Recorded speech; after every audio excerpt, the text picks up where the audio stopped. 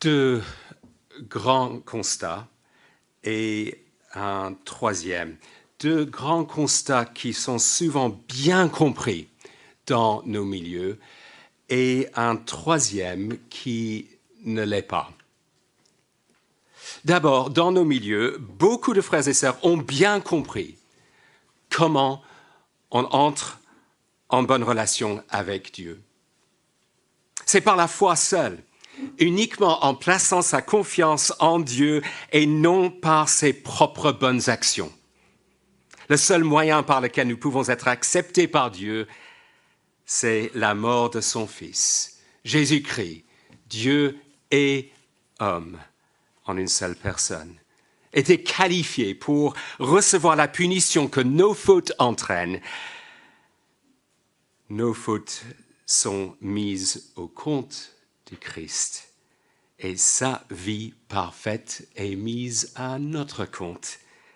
Nous sommes déclarés justes du fait d'être en Christ. C'est l'Évangile, c'est glorieux et c'est souvent bien compris dans nos milieux. Quelque chose d'autre que nous avons souvent compris dans nos milieux, c'est ce à quoi ressemble un croyant zélé. Les Écritures évoquent certains traits de caractère dont nous devons faire de plus en plus preuve. L'amour, la patience, la maîtrise de soi. Le croyant est fiable dans ses paroles. Il ne triche pas dans ses déclarations de revenus. Il honore ses parents. Les Écritures mettent en avant certaines disciplines spirituelles, faire partie d'une église locale, se mettre à l'écoute de la parole de Dieu, prier. Il y a aussi certains principes qu'on doit vivre, viser à glorifier Dieu, donc promouvoir l'œuvre de l'Évangile, se mettre au service du Christ. On a compris tout cela, le profil d'un croyant zélé. Donc on a bien compris comment on entre en bonne relation avec Dieu et on a bien compris le profil d'un croyant zélé. Mais il y a quelque chose qu'on a très souvent mal compris, à savoir le lien entre les deux. L'articulation entre comment devenir croyant et comment vivre en tant que disciple. Dans mon expérience, le pourcentage de chrétiens qui sont au clair là-dessus est faible. Et les enjeux sont de taille. Nous le verrons. Prions ensemble. Notre Dieu, notre Père, nous marchons sur les traces du psalmiste lorsqu'il déclare « La révélation de tes paroles est claire. Elle donne de l'intelligence à ceux qui manquent d'expérience. » Et nous prions comme lui « Tourne-toi vers moi et fais-moi grâce, comme tu le fais pour ceux qui aiment ton nom. » Oh, notre Père, œuvre en nous, individuellement et collectivement, pour que notre vie soit conforme au passage de ta parole qui est prescrit pour ce matin. Nous t'en prions pour ta seule gloire. Au nom de Jésus. Amen.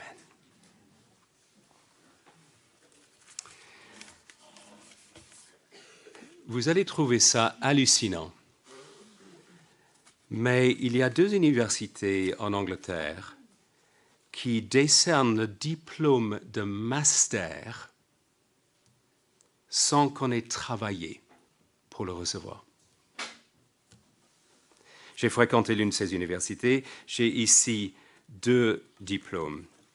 Voici mon bachelor. J'ai travaillé pour mon bachelor, j'ai travaillé pendant 3 ans pour recevoir cela. Mais 3 ans plus tard, j'ai reçu mon master. J'ai les 2. Je n'ai pas travaillé pendant une seule seconde pour recevoir cela. Durant les 3 années, je n'étais même pas inscrit à l'université. J'étais en train de faire autre chose, je travaille pour une banque. La valeur du master est supérieure à la valeur du bachelor. Mais je n'ai pas travaillé pour le recevoir. Rien. C'est immérité. On peut comprendre que beaucoup de personnes considèrent cela injuste. Il y a eu même une tentative au sein du Parlement britannique pour changer le système. Mais pour le moment, ce diplôme est parfaitement légitime, officiel, reconnu. Je suis privilégié. C'est la grâce. Je vous avais bien dit que vous allez trouver ça hallucinant. Mais il y a quelque chose de beaucoup plus extraordinaire. J'ai un autre certificat que j'ai reçu peu de temps avant de recevoir mon bachelor.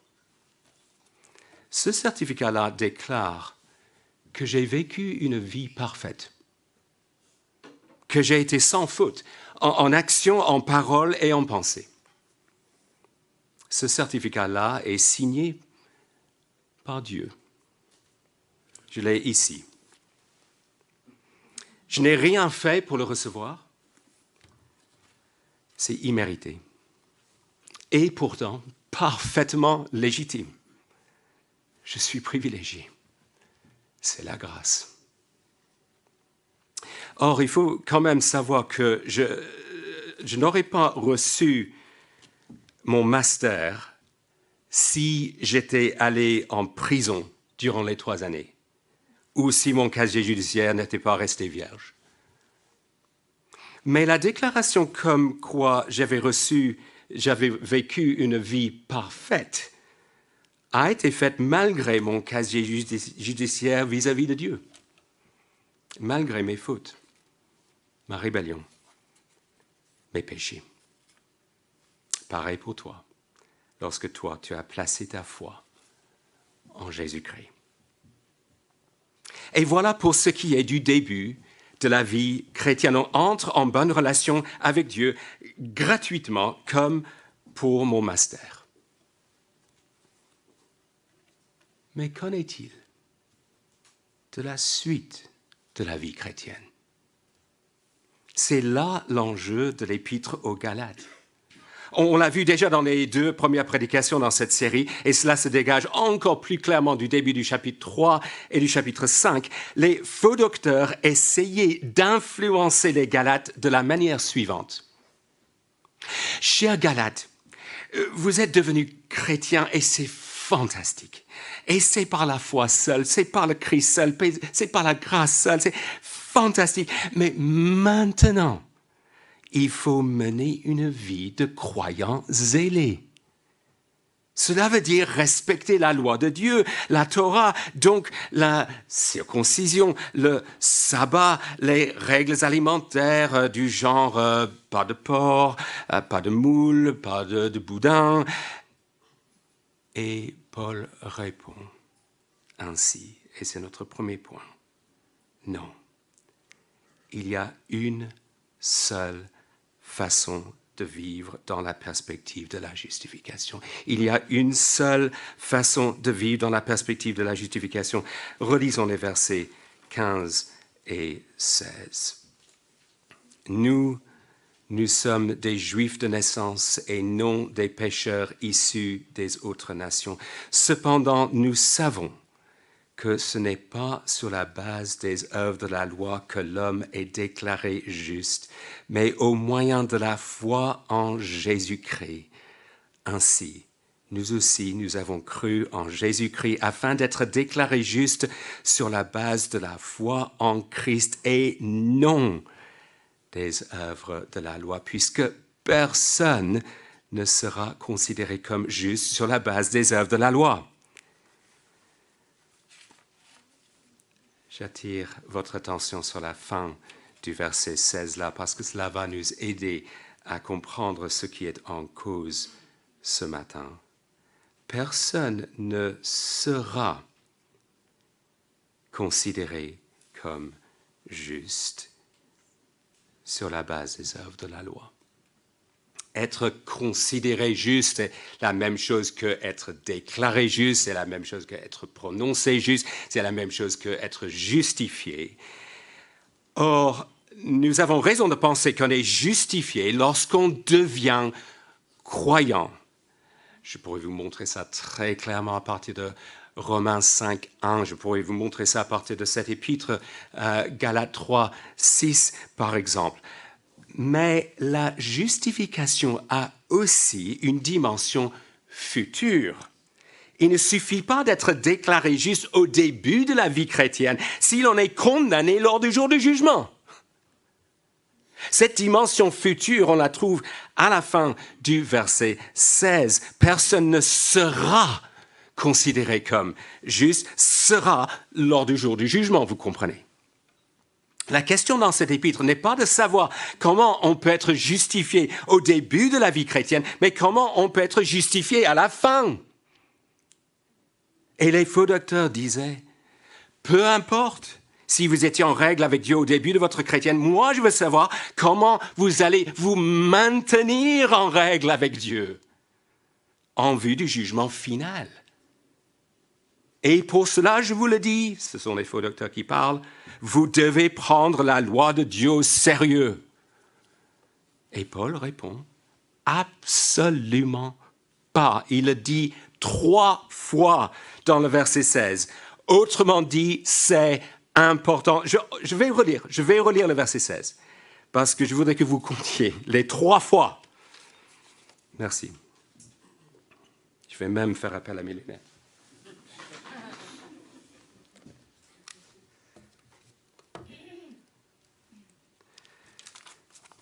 Cependant, nous savons que ce n'est pas sur la base des œuvres de la loi que l'homme est déclaré juste, mais au moins de la foi en Jésus-Christ. Ainsi, nous aussi, nous avons cru en Jésus-Christ afin d'être déclarés justes sur la base de la foi en Christ et non, deuxième fois, des œuvres de la loi, puisque personne ne sera considéré juste sur la base des œuvres de la loi, troisième fois.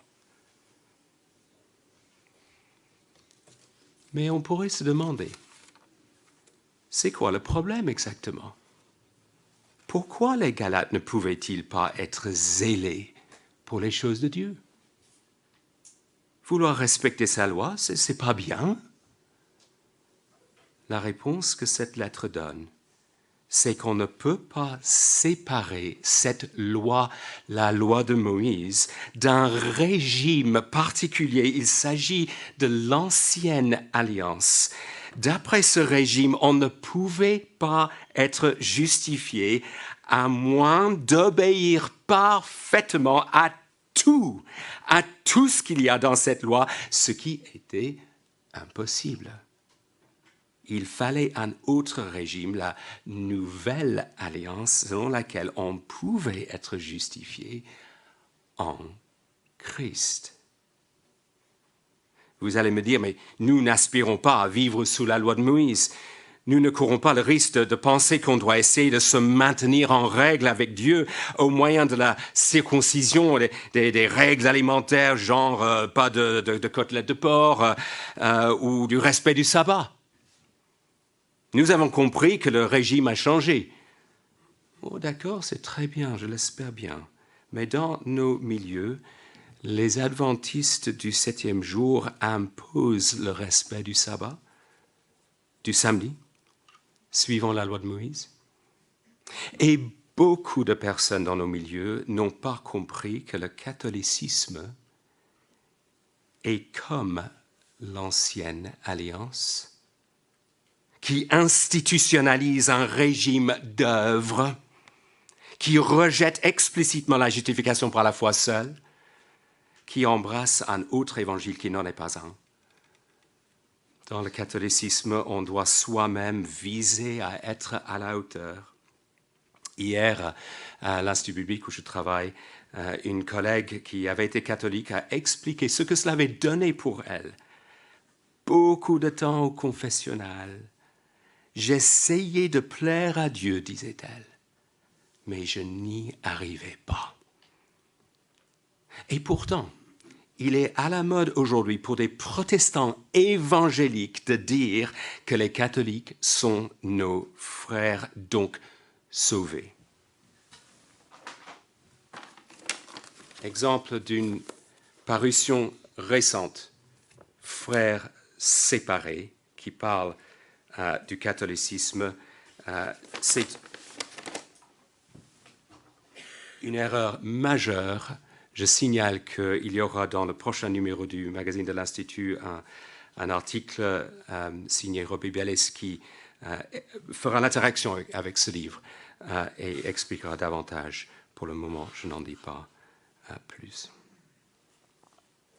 Peut-être que me dit, mais moi je ne suis pas tenté par le catholicisme.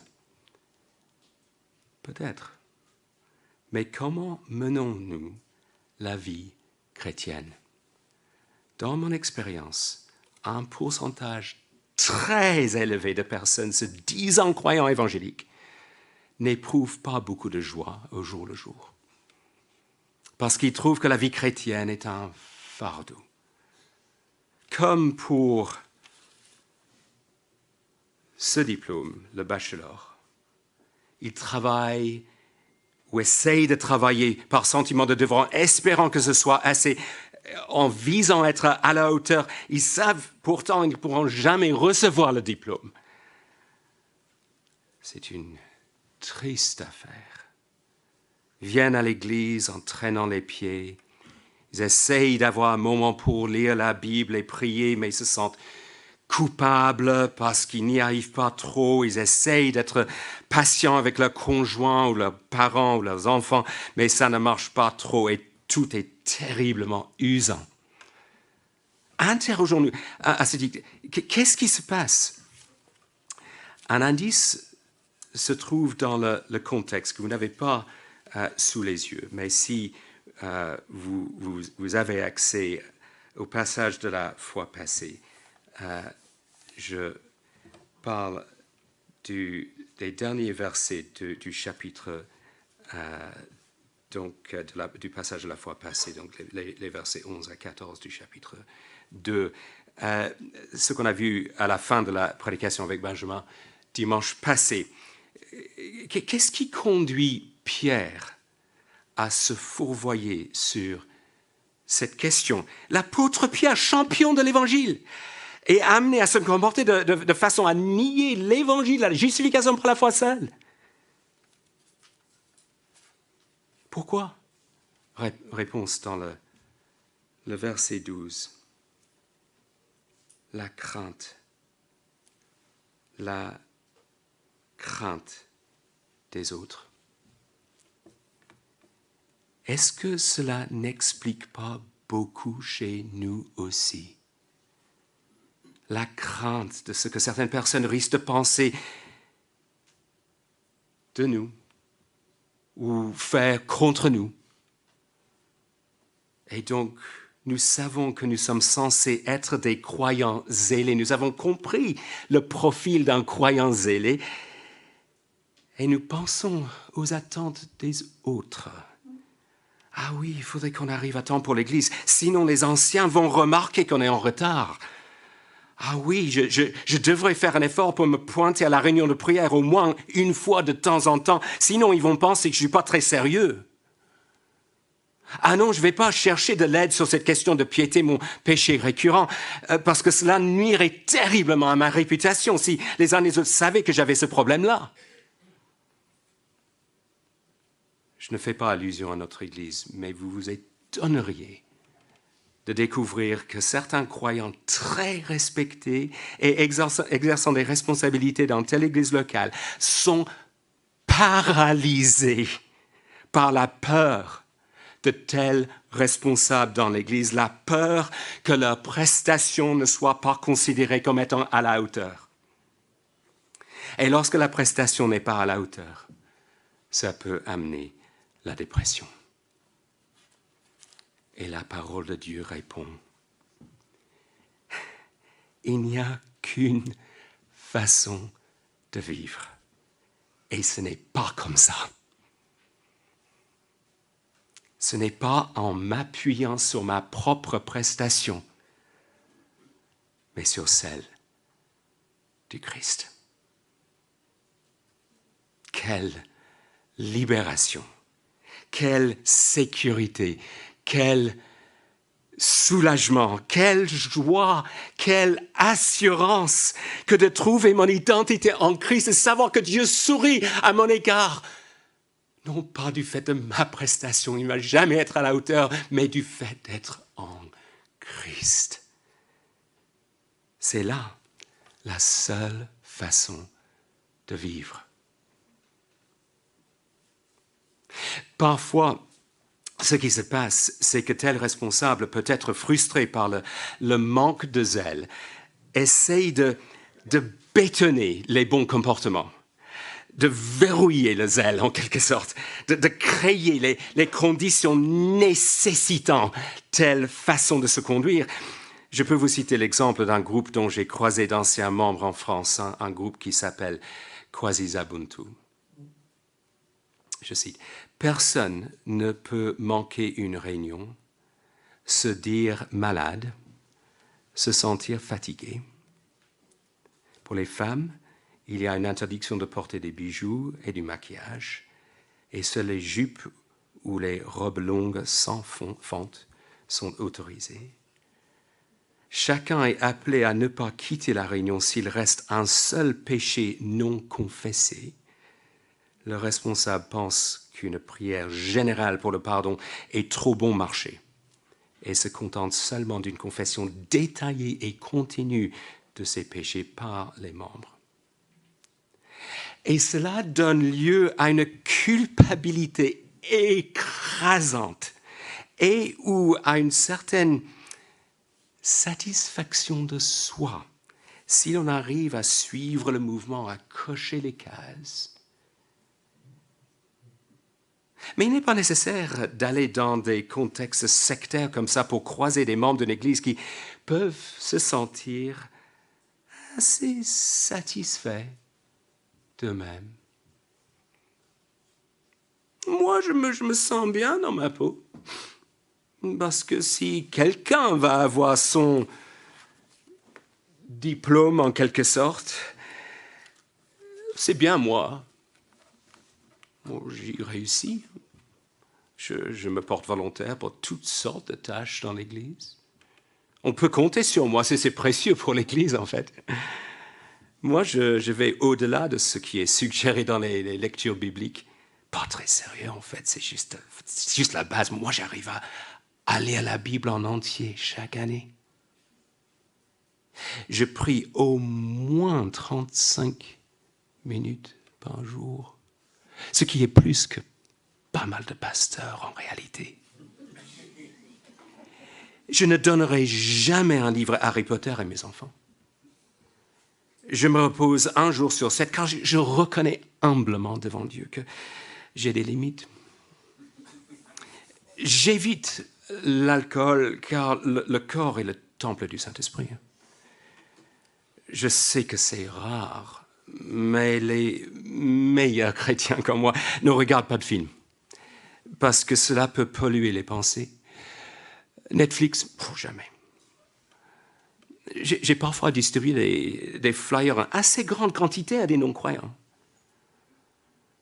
J'ai même cessé d'acheter des emballages en plastique, car nous sommes gérants de l'environnement créé par Dieu. J'évite de manger dans les snacks, car il peut y avoir de la viande halal. J'avertis tout le monde qu'il ne faudrait pas avoir un compte TikTok. Et je lis 6 livres chrétiens chaque année. Et j'ai un boulot à côté. On ne peut pas demander plus. Et la parole de Dieu répond.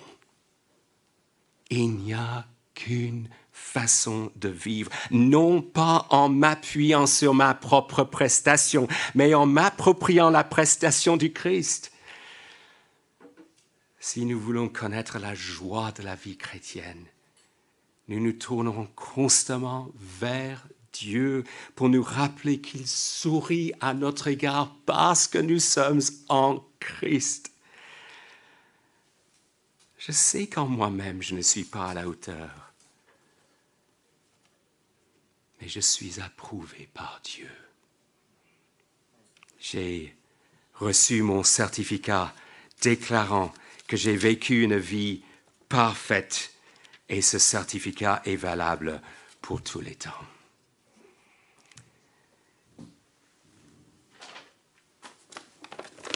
Paul explique ailleurs,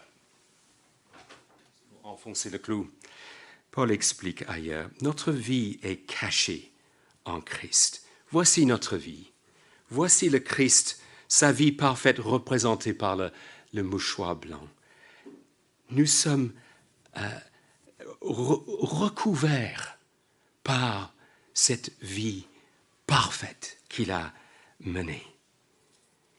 Et Dieu nous regarde comme ça, sa vie parfaite est mise à notre compte. Je me débarrasse donc de la mentalité « Oh, mais qu'en est-il de ma prestation ?» Que ce soit vis-à-vis de Dieu, vis-à-vis des autres, en fonction de la crainte que les uns et les autres vont penser, de ce qu'ils vont penser de moi ou faire contre moi. En revanche, je cultive une mentalité qui dit « Gloire à Dieu pour la prestation du Christ ».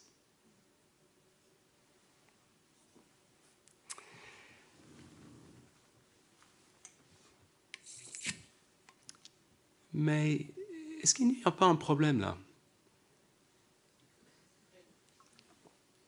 Je me débarrasse de la mentalité « Qu'en est-il de ma prestation ?» Je me débarrasse de la mentalité « Qu'en est-il de ma prestation ?» Est-ce que ça veut dire que ma prestation, peu importe, point à la ligne? Paul aborde cette question à partir du verset 17, c'est notre second point. Il y a une seule façon de vivre dans la perspective de la sanctification. Il y a une seule façon de vivre dans la perspective de la sanctification. Paul doit encore avoir affaire à ces faux docteurs qui souhaitent imposer la loi de Moïse aux Galates. Et les Galates risquent de se demander, verset 17, d'accord, mettons que ce soit bien en Christ qu'on est justifié. Pour un juif, ça voudrait dire qu'il laisse de côté la loi de Moïse.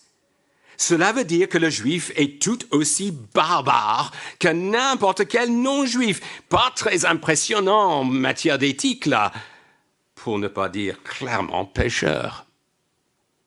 Autant dire que la justification par la foi seule favorise le péché. Lisons à partir du verset 17. Mais si, en cherchant à être déclarés justes en Christ, nous avons été trouvés pécheurs, nous aussi, cela signifie-t-il que Christ serait un serviteur du péché? Vous voyez l'argument. Certainement pas. En effet, si je reconstruis ce que j'ai détruit, je me présente moi-même comme coupable, puisque c'est la loi qui m'a amené à mourir à la loi afin de vivre pour Dieu. Je peux paraphraser là. Si jamais un juif voulait se replacer sous le régime de la loi, à ce moment-là, il serait en train de promouvoir le péché. Parce que si on est sous le régime de la loi, on ne peut pas vivre pour Dieu. On ne peut pas vivre pour la gloire de Dieu. Il n'y a qu'une façon de vivre qui plaît à Dieu, à savoir sur la base de l'approbation qu'il y a en Christ. En fait, le but de la loi au départ, le but de la loi de Moïse est de conduire un juif vers l'approbation qu'il ne peut trouver qu'en Christ. Parce que la loi de Moïse met en évidence le problème qu'on n'est pas à la hauteur des exigences de la loi, ce qui fait que la solution doit se trouver ailleurs. Et en effet, le juif doit mourir, lisons-nous, mourir à la loi en vue de pouvoir vivre pour Dieu. C'est fini la loi. On doit faire le deuil de toute cette histoire de ne pas manger des moules ou des saucisses ou afin de plaire à Dieu. Ça ne va jamais marcher parce que la loi dit aussi qu'il faut aimer Dieu parfaitement et aimer son prochain parfaitement. Et là, on n'y arrive pas. La loi est donc censée éjecter le juif en dehors de la sphère de la loi pour trouver le Christ. Et si tu es en train de dire, mais moi je ne suis pas juif, sache que la parole dit que ta conscience remplit un rôle semblable à la loi de Moïse. Elle exige un certain niveau de moralité chez nous. Elle donne lieu à la culpabilité lorsqu'on ne la respecte pas. Rien qu'une pensée amère, malsaine, de luxure, et on n'est pas à la hauteur et la conscience nous inculpe.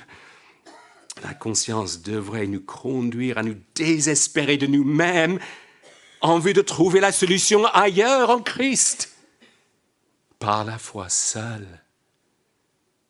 Il n'y a qu'une façon de vivre, non pas en m'appuyant sur ma propre prestation, mais en m'appropriant la prestation du Christ. Mais est-ce que ça ne favorise pas le péché? Non, c'est l'inverse. Parce que du fait d'être en Christ, il y a une triple puissance à l'œuvre dans ma vie. Lisons les versets 19 et 20. Puisque c'est la loi qui m'a amené à mourir à la loi afin de vivre pour Dieu. J'ai été crucifié avec Christ. Ce n'est plus moi qui vis, c'est Christ qui vit en moi. Et ce que je vis maintenant dans mon corps, je le vis dans la foi au Fils de Dieu qui m'a aimé et qui s'est donné lui-même pour moi. Triple puissance. D'abord, une puissance provenant d'une rupture avec mon passé. Si je suis en Christ, j'ai tourné la page. Je ne suis plus en Adam. Mon ancienne vie dans le péché n'existe plus. Mon ancien moi a été crucifié. Et donc, je sais que le péché n'a aucun sens. Et cela me motive à ne plus vivre dans le péché. Deuxième puissance, celle de la présence du Christ en moi. Oui, nous avons déjà vu que nous sommes en Christ, mais lui aussi en nous. Il y a ce degré d'intimité dans la relation. Le Christ vit en moi, il est à l'œuvre. Il me donne la capacité de vivre pour Dieu, de ne plus vivre dans le péché. Et troisièmement, une puissance au niveau de mes affections. Parce que selon cette seule façon de vivre, j'ai le réflexe de songer au pardon de mes péchés. Je tourne régulièrement les regards vers le Christ. Je me focalise constamment sur mon Sauveur et ce qu'il a fait pour moi sur la croix. Nous allons le faire dans quelques instants lors du repas du Seigneur d'ailleurs. Il m'a aimé, fin du verset 20. Il s'est donné lui-même pour moi.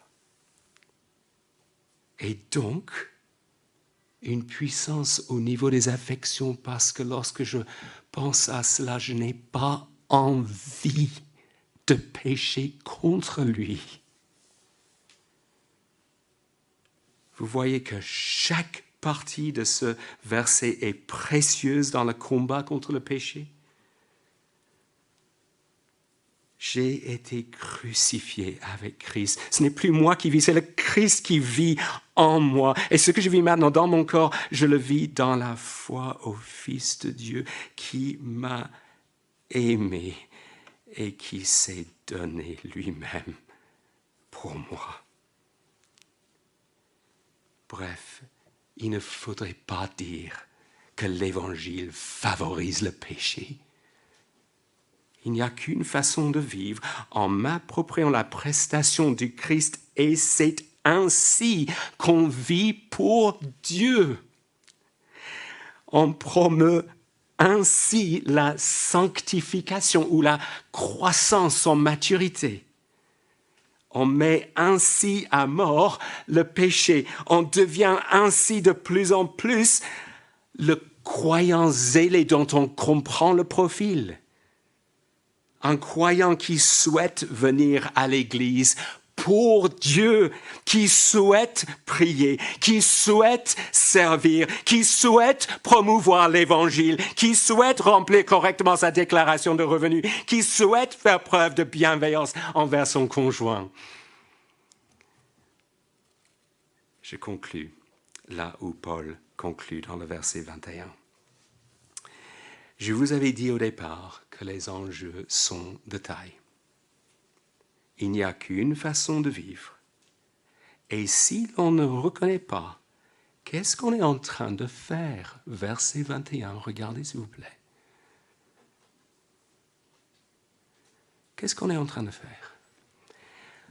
Rejeter la grâce de Dieu. Laissez penser que le Christ est mort pour rien. Bon, ce n'est pas ça qu'on va vouloir faire dans quelques instants lors de la scène. Considérez que la justice, toujours le verset 21, s'obtient par les œuvres, par notre propre prestation. Mais il y a une justice qui nous est accordée gratuitement par la foi seule. Il s'agit de la vie parfaite du Christ qui compte à tout jamais en notre faveur pour nous qui sommes en lui. Lorsque Martin Luther a compris cela, voici ce que cela a donné pour lui. Je cite, « Aussitôt, je me sentis renaître et il me sembla être entré par des portes largement ouvertes au paradis même. » Ou voici les mots d'un prédicateur qui est décédé 100 ans après Luther. « Seigneur, aujourd'hui, tu as placé devant mes yeux, à partir de ta parole, une justice, celle de ton Fils. Par le passé, je ne la connaissais pas. Je n'en faisais aucun cas. Aujourd'hui, je constate que mon bonheur s'y trouve.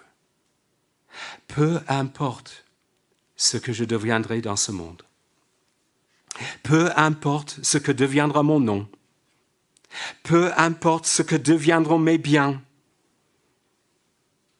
Je suis toujours en sécurité si je suis revêtu du Christ. Ou encore, selon les paroles d'un cantique qui nous est cher dans notre Église. Comment persévérer dans la foi face à nos échecs et nos erreurs? Ils éveillent en nous la peur, le doute. Comment répondre à l'accusateur?